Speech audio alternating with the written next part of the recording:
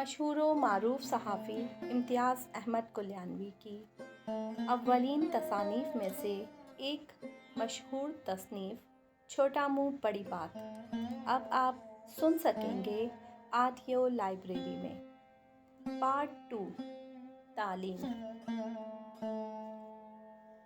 کسی دور میں تعلیم کو زیور سمجھا جاتا تھا اور تعلیم یافتہ آدمی کی بڑی عزت ہوتی تھی، مگر آج کل تعلیم یافتہ بندے کی حالت نہ پوچھیے۔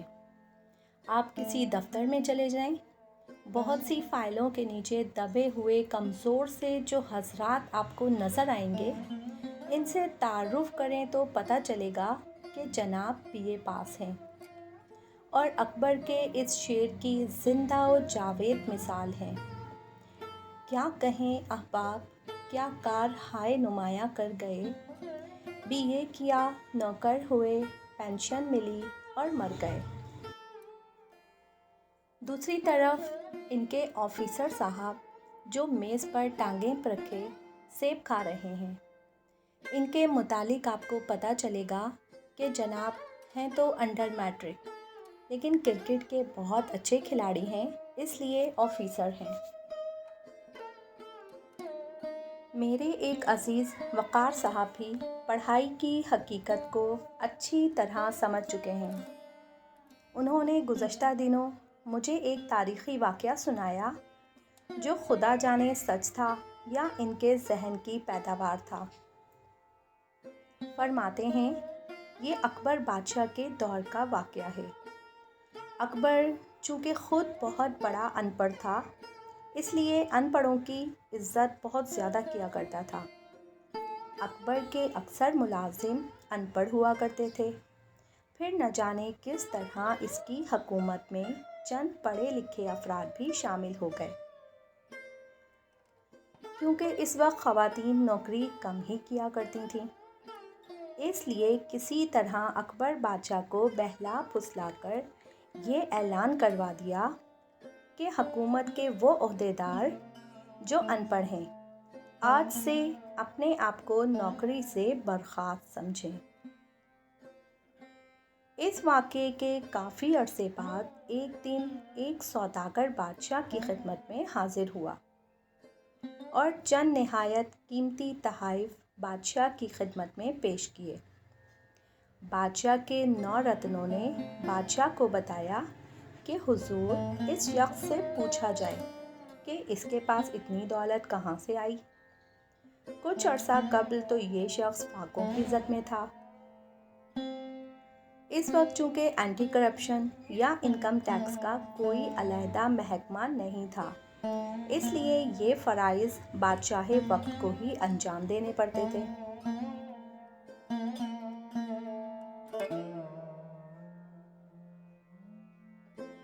چنانچہ بادشاہ نے سوداگر سے کہا، ذرا تفصیل سے بتاؤ کہ تم نے یہ دولت کہاں سے اور کس طرح حاصل کی۔ سوداگر ادب سے سر جھکا کر بولا، حضور، یہ دولت کی ریل پیل میرے ان پڑھ ہونے کی وجہ سے ہے۔ سوداگر کا جواب سن کر تمام 9 رتن حیران رہ گئے، لیکن اکبر بادشاہ دل میں بڑا خوش ہوا کیونکہ وہ بھی ان پڑھ ہی تھا۔ پھر سوداگر نے بادشاہ کے اصرار پر تفصیل سے بتایا کہ کچھ عرصہ پہلے آپ نے اعلان فرمایا تھا کہ جتنے ان پڑھ حضرات ہیں انہیں نوکری سے نکال دیا جائے۔ چونکہ بندہ ہمیشہ پڑھائی کی لت سے محفوظ رہا ہے، اس لیے عتاب شاہی میں آ گیا اور نوکری سے ہاتھ دھو بیٹھا۔ اس طرح سرکار کی طرف سے جو تھوڑی سی تنخواہ ملتی تھی وہ بھی بند ہو گئی۔ گھر میں جب نوبت فاقوں تک آ پہنچی تو میری بیوی نے مجھے زیور دیتے ہوئے کہا، ان زیوروں کو بیچ کر کوئی چھوٹا موٹا کاروبار ہی شروع کر لو تاکہ 2 وقت کی روٹی تو مل سکے۔ مجبوراً بندے نے ایک گدھا اور ایک کلہاڑا خرید لیا۔ جنگل سے لکڑیاں کاٹ کر شہر میں بیچنے لگا۔ شاید اس وقت محکمہ جنگلات کا وجود نہ تھا، ورنہ موصوف یہ کام کرنے کے جرم میں جیل کی ہوا کھا رہے ہوتے۔ ایک دن ہوا یہ کہ بندہ لکڑیاں کاٹنے کے لیے جو ہی درخت پر چڑھا، ایک چیل کا گھونسلہ نظر آیا جس میں پڑی کوئی چیز چمک رہی تھی۔ قریب جا کر دیکھا تو سونے کا بڑا سا ہار تھا۔ پھر کیا تھا، میں نے کلہاڑا اور گدھا وہاں ہی چھوڑا، ہار لے کر سونار کے پاس گیا۔ ہار بیچنے سے کافی رقم ہاتھ میں آ گئی، جس سے بندے نے ایک 5 اسٹار ہوٹل کھول لیا تاکہ دوبارہ نوبت فاقوں تک نہ پہنچے۔ دیکھتے ہی دیکھتے میرا ہوٹل کا کاروبار ایسا چمکا جیسے سونا بھی نہیں چمکتا۔ اب تو بندے کے پاس اتنی دولت ہے جتنی آپ کے پاس بھی نہیں ہوگی۔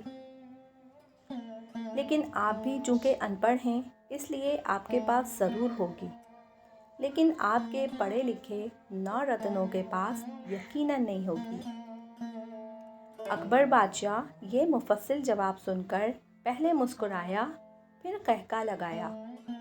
اس کام سے فارغ ہو کر اپنی مدھ بھری آواز میں بولا، تمہارے حالات سن کر مجھے بہت خوشی ہوئی۔ میں اکثر ان نالائقوں سے کہتا رہتا ہوں، اپنے 9 رتنوں کی طرف اشارہ کرتے ہوئے، کہ علم سے دور رہو، لیکن ان پر کسی بات کا اثر ہی نہیں ہوتا۔ جس دن سے میرے بابا جان فوت ہوئے ہیں، مجھے اس دن سے پڑھائی زہر لگتی ہے۔ تمہیں تو پتہ ہی ہے کہ بابا جان حضرت ہمایوں کو مطالعے کا بہت شوق تھا۔ ہر وقت ان کا اور کتابوں کا ساتھ رہتا تھا۔ کبھی وہ کتابوں پر سوار ہوتے اور کبھی کتابیں ان پر سوار ہوتی، گویا کتابیں ہی ان کا اوڑھنا اور کتابیں ہی ان کا بچھونا تھیں۔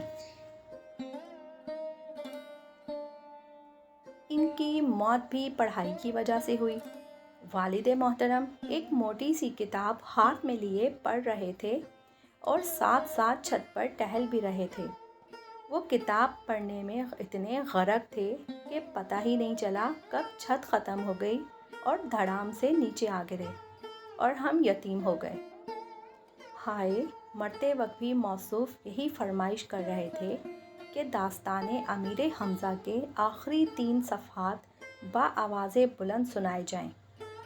اس لیے نالائق 9 رتنوں، اس عقل مند آدمی سے سبق سیکھو اور تعلیم سے دور رہو۔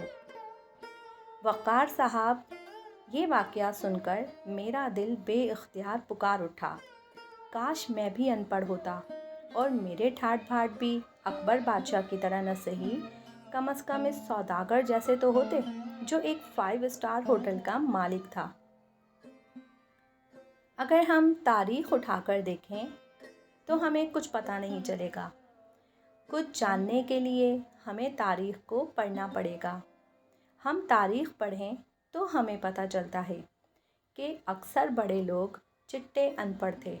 مثلاً بقراط ایک لفظ لکھنا نہیں جانتا تھا، سقراط بھی ان پڑھ تھا۔ ملٹن بہت بڑا شاعر تھا، وہ بھی لکھنا پڑھنا نہیں جانتا تھا۔ ارے بھائی، دور جانے یا تاریخ پڑھنے کی ضرورت ہی کیا ہے؟ اگر آپ کو میری بات پر یقین نہیں ہے اور آپ تعلیم کو ہی سب کچھ سمجھتے ہیں، تو آپ دنیا کے جس حصے میں بھی ہیں، اسلام آباد آ جائیں اور اپنی آنکھوں سے دیکھ لیں۔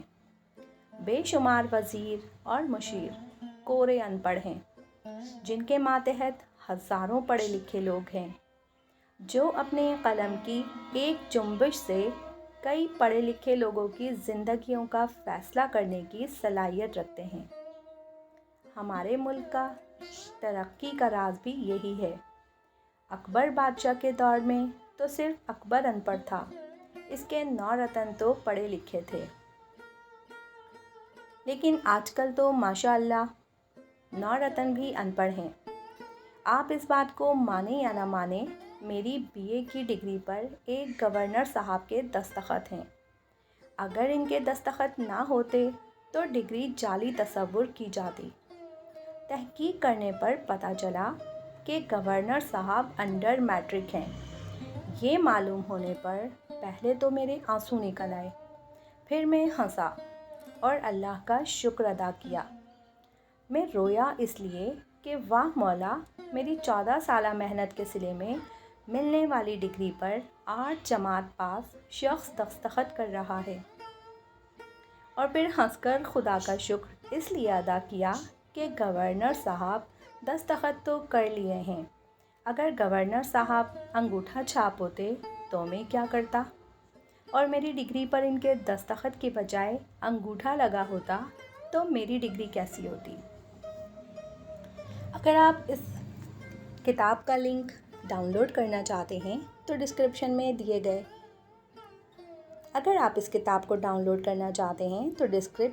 دیے گئے لنک کی مدد سے اس کتاب کو آسانی کے ساتھ ڈاؤن لوڈ کر سکتے ہیں۔ شکریہ۔